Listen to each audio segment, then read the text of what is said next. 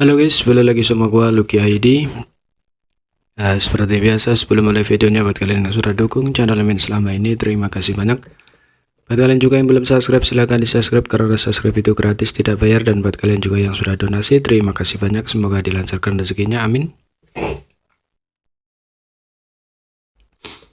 Buat kalian juga yang baru mampir, jangan lupa dinyalakan lonceng notifikasi agar tidak ketinggalan update video dari channel ini. Dan jangan lupa juga like video ini, hitung-hitung war parkir guys. Kita bacain novel Marital Bag chapter 5712.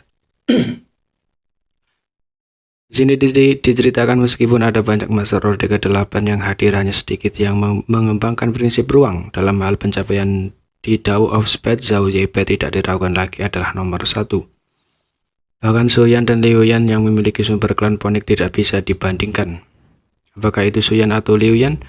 Tak satu pun dari mereka berasal dari klan Ponik, meskipun mereka telah memperoleh sumber klan Ponik dan telah berkultivasi di sarang Ponik untuk beberapa waktu.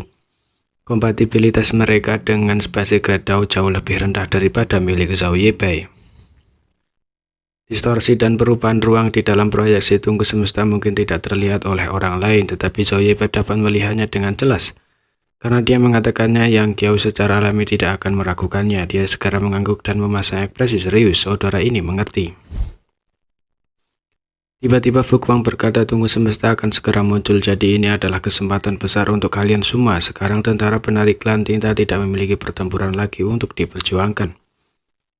Saya akan mengizinkan kamu memasuki tunggu semesta, akan ada 50 slot. Setelah pintu masuk ke Universe Fortnite terbentuk, kamu bisa masuk. Adapun siapa yang harus diberi slot ini, kamu dapat mendiskusikannya di antara kamu sendiri. 408 orde dan 58 slot orde ke-8 tampaknya tidak banyak, tapi itu sebenarnya batasnya. Meskipun tentara penarik tinta untuk sementara berhenti bertarung, siapa yang tahu jika klan tinta di pembatasan besar tiba-tiba akan bergegas keluar. Jika terlalu banyak Master Open Heaven Orde ke-8 yang pergi, itu pasti akan mempengaruhi kekuatan keseluruhan pasukan penarik klan tinta dan akan merugikan untuk berurusan dengan klan tinta. Oleh karena itu, tidak peduli bagaimana dia menghitungnya, dia hanya bisa membiarkan 50 Master Orde ke-8 pergi. Adapun kepada siapa harus memberikannya, Fu Guang tidak bisa ikut campur dan hanya bisa membiarkan Master Orde ke-8 membuat rencana. Kesempatan seperti ini adalah sesuatu yang diinginkan oleh semua orang. Fu Guang hanya bisa diam-diam berdoa agar para Master Orde ke-8 ini tidak merusak persahabatan mereka untuk kesempatan ini. Di kedalaman battlefield, alam semesta kecilnya telah mengalami pukulan dari Monaye, menyebabkan situasi yang memburuk. Dia tidak bisa mengerti mengapa alam semesta kecilnya yang memiliki subhon dunia tiba-tiba mengalami situasi seperti itu. Batu seteguk darah yang melaju di sepanjang jalan asalnya. Dia tidak tahu apa yang menyebabkan persepsi halusnya. Tetapi dia pernah curiga bahwa ini adalah semacam jebakan yang dibuat oleh klan tinta. Namun setelah mempertimbangkannya dengan cermat, jika klan tinta benar-benar memiliki kemampuan seperti itu, mereka pasti telah memikatnya sejak lama. Bagaimana mereka bisa membiarkannya membunuh begitu banyak penguasa wilayah bawaan di luar, memaksanya menunggu mereka mengelilinginya? Ini jelas bukan skema klan tinta, karena itu bukan metode klan tinta. Bagaimana dengan persepsinya sebelumnya? Dalam krisis hidup atau mati ini, yang seharusnya tidak memperhatikan masalah yang tidak dapat dijelaskan ini, tapi dia merasa bahwa ini adalah kesempatan baginya untuk keluar dari situasi ini hari ini. Karena itu dia hanya ragu sejenak sebelum dengan tegas terbang ke arah dia merasakan sesuatu. Selama waktu ini dia diserang beberapa kali oleh Monaye, menyebabkan dia melihat bintang dan sosoknya terhuyung-huyung, merasa seolah-olah dia berada di ujung talinya. Tampaknya melihat keadaan yang saat ini, Monaye yang mengejarnya tidak mengundurkan serangannya dan malah menyerang lebih ganas. Dia sangat sadar bahwa dalam malam yang panjang akan membawa banyak mimpi. Melawan lawan seperti Yang dia benar-benar tidak bisa memberinya kesempatan sedikit pun, atau semua usahanya akan sia-sia. Yang secara bertahap dipaksa ke dalam situasi putus asa olehnya. Hanya masalah waktu sebelum dia mengejar Yang dan membunuhnya. Semakin banyak waktu berlalu, semakin dia menjadi berhati-hati. Dalam hatinya dia tidak bisa menahan diri untuk tidak menghela nafas. Setelah bertarung dengan Yang selama bertahun-tahun, dia selalu mengalami penghinaan dan menyerah pada Yang, menyebabkan reputasinya di dalam klan tinta tidak terlalu baik. Para penguasa wilayah juga memiliki banyak keluhan tentang dia, tetapi Monaye tidak pernah memperdulikan mereka karena dia tahu bahwa jika dia tidak menyerah pada Yangke pada waktu tertentu, klan Tinta yang akan menderita. Semua kerja kerasnya adalah untuk mendapatkan lebih banyak keuntungan untuk klan Tinta. Jadi bagaimana jika dia dirugikan setiap kali dia menghadapi Yangke? Jadi bagaimana jika penguasa wilayah meremehkannya?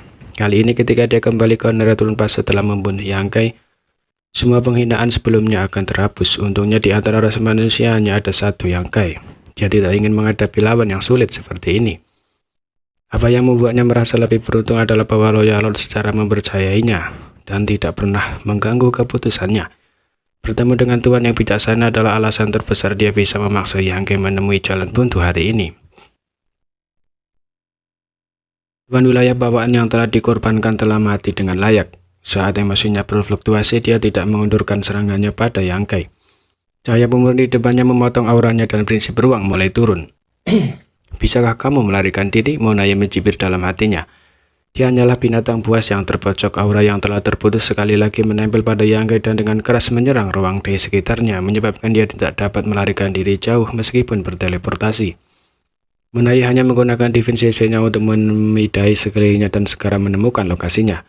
Saat dia hendak mengejarnya, dia tidak bisa menahan cemberut. Selain aura Yangke, dia juga merasakan aura dari banyak penguasa wilayah bawaan klan Tinta. Mengapa mereka ada di sini? Baru pada saat inilah Monaye tiba-tiba menyadari bahwa dia telah dibawa kembali ke medan perang sebelumnya oleh Yangke. Tapi mengapa penguasa wilayah masih ada di sini? Bagaimanapun pengejaran ini telah berlangsung selama setengah bulan. Jadi secara logis penguasa wilayah seharusnya sudah pergi sejak lama. Orang-orang ini semuanya terluka parah. Jadi apa gunanya tinggal di sini? Monaye berpikir dalam hati dengan marah. Di sisi lain, Yangke yang muncul di kehampaan juga menatap kosong ke penguasa wilayah bawaan. Setelah pertempuran sebelumnya, jumlah penguasa wilayah bawaan telah berkurang menjadi kurang dari 100. Yangke mau tidak mau merasakan keraguan yang sama dengan Monaye. Mengapa orang-orang ini masih di sini? Namun segera Yangke mengerti alasannya. Ruang yang awalnya kosong sekarang ditutupi oleh bayangan raksasa. Pada pandangan pertama, bayangan ini tampak seperti Tunku Pil. Namun Tunku Pil ini agak berbeda dari Tunku Pil biasa. Tidak hanya itu besar yang tak tertandingi, tetapi ada juga banyak pola rumit di permukaan ilusi, seolah-olah mengandung kebenaran paling mendalam di dunia, menyebabkan siapapun yang melihatnya merasakan pencerahan. Garis-garis di permukaan Tunku Pil terus berubah, dan Yangke dapat dengan jelas merasakan bahwa Tunku Pil perlahan menjadi padat. Apa ini? Yangke mengerutkan kening, tidak bisa mengerti. Ketika dia melarikan diri dari tempat ini, dia belum melihat bayangan Tunku Pil ini. Jadi mengapa itu muncul di sini setelah setengah bulan? Namun Yangke yakini bahwa